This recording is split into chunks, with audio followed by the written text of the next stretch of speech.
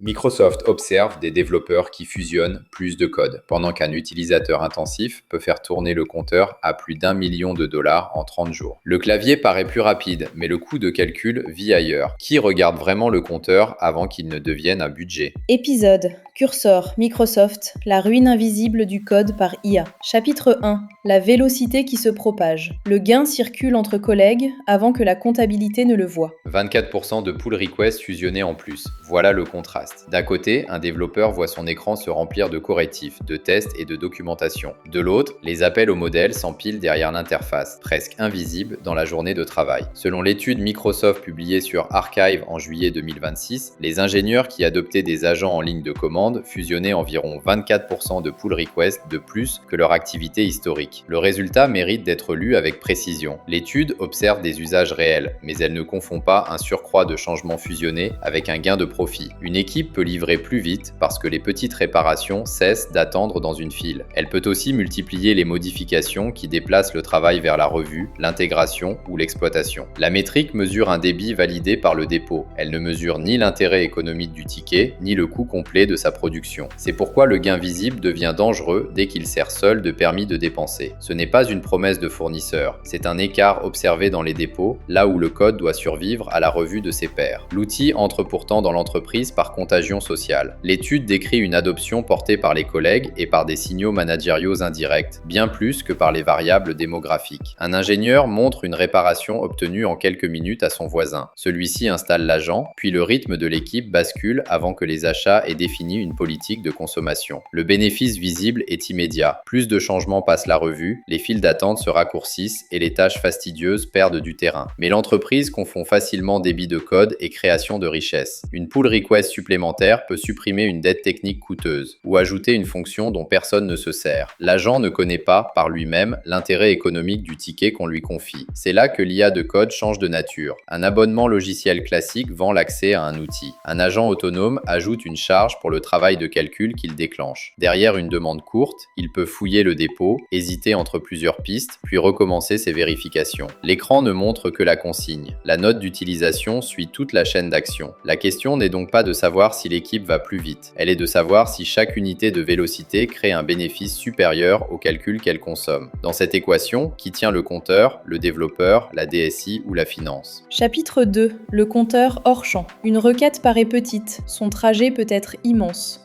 Le chiffre qui dérange n'est pas le prix affiché dans une page de tarifs, c'est le coût d'un comportement intensif sur seulement 30 jours. Selon la même étude Microsoft sur Archive, le scénario retenu fixe Cloud Opus à 5 $ par million de tokens.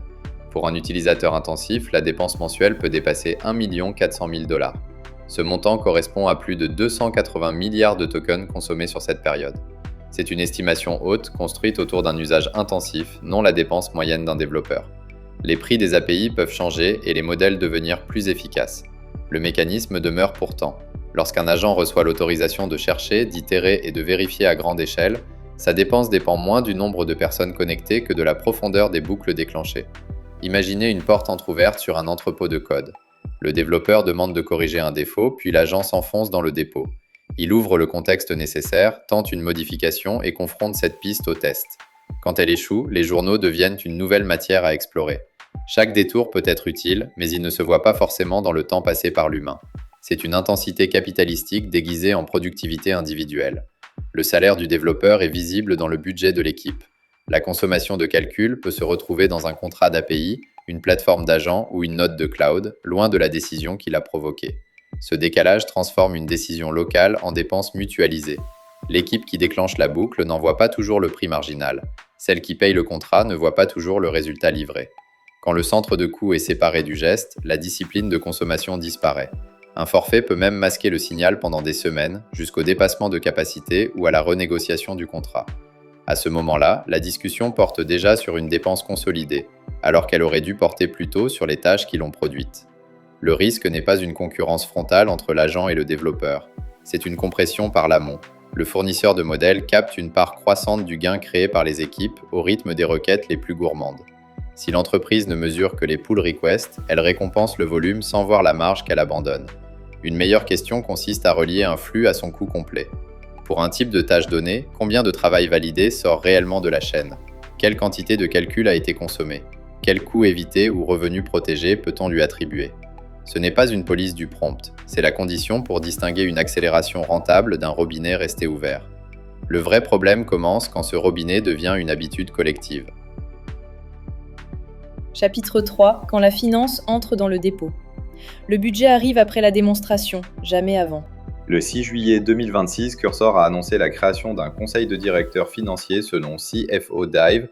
L'objectif affiché est d'harmoniser les mesures de retour sur investissement de l'IA et l'allocation des modèles face à la hausse des coûts en entreprise. Le signal mérite plus d'attention que le nom du conseil. Un fournisseur d'outils de code reconnaît que la preuve de valeur ne peut plus se limiter à une démo brillante. Selon Crunchbase, qui rapporte l'opération, SpaceX a acquis Anisphere, l'éditeur de Cursor, pour 60 milliards de dollars en actions. La même source indique que l'entreprise avait atteint 4 milliards de dollars de revenus annuels récurrents en juin 2026. Ces montants ne démontrent pas, à eux seuls, que chaque client réalise un gain net. Ils montrent l'ampleur du pari agrégé. Les acheteurs croient que le code assisté devient une couche durable du travail de production. Le prix d'acquisition est un stock, une opinion sur des flux futurs. Les revenus annuels récurrents constituent un flux commercial. Les confondre revient à prendre la cote d'une machine pour le rendement de chaque usine qui l'achète. Le montage avec SpaceX ajoute une question rarement posée dans les démonstrations de code. Qui finance l'infrastructure qui rend l'agent disponible à grande échelle? SpaceX apporte un bilan, une distribution industrielle et un accès potentiel à des besoins logiciels très concentrés. Cursor apporte le point d'entrée dans le terminal, là où se forment les habitudes et où l'usage devient difficile à déplacer. Cette complémentarité ne réduit pas le coût du calcul. Elle peut le déplacer vers une enveloppe plus large, moins lisible pour l'équipe qui déclenche les requêtes. La puissance de calcul annoncée autour des processeurs Colossus de XAI illustre ce même déplacement. Posséder ou réserver des capacités massives ne rend pas une boucle gratuite. Cela change surtout qui porte le capital, qui négocie l'accès et qui décide du prix interne appliqué aux usages. Pour un client, le risque n'est donc pas seulement de payer un agent cher. Il est d'adopter un workflow dont l'économie dépend d'une infrastructure qu'il ne pilote pas. Pour un directeur des systèmes d'information, la seule question opérationnelle reste plus terre à terre. Quelle partie du travail produit assez de bénéfices pour payer le modèle employé? Ce conseil financier arrive précisément là où l'alliance entre l'éditeur et son client se tend. Cursor veut que l'usage augmente, car l'adoption ancre son produit dans le workflow. Le responsable financier veut que l'usage reste attribuable, car une dépense sans lien avec une sortie mesurable se renégocie ou se coupe. Ce n'est pas une opposition entre innovation et contrôle, c'est un désaccord sur l'unité de mesure. La mauvaise unité est le nombre de licences actives. Elle ne dit rien de la charge des agents, de la difficulté des tâches ou de la qualité des changements livrés. La bonne unité dépend du métier. Elle peut suivre le temps de résolution d'un incident, puis le rapprocher d'une dépense de calcul attribuée. Dans une équipe produit, elle peut plutôt associer une fonctionnalité critique à un revenu sécurisé. 2 mesures suffisent lorsqu'elles relient un résultat vérifié à la ressource consommée. Cette attribution change aussi la négociation avec le fournisseur.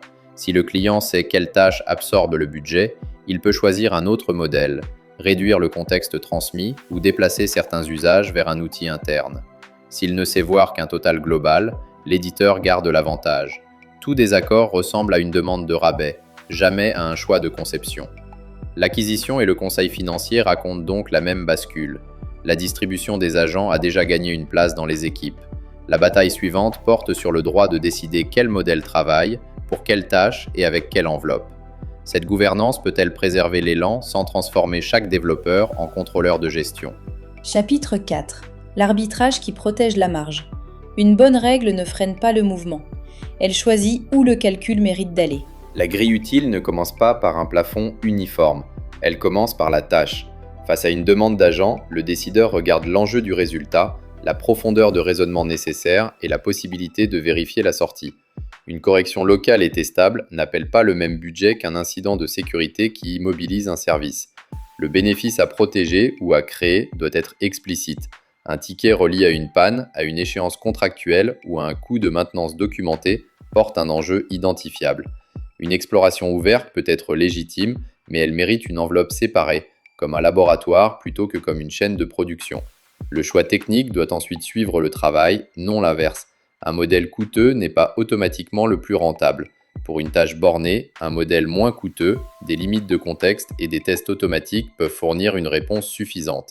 On peut réduire la dépense avant même de changer de fournisseur.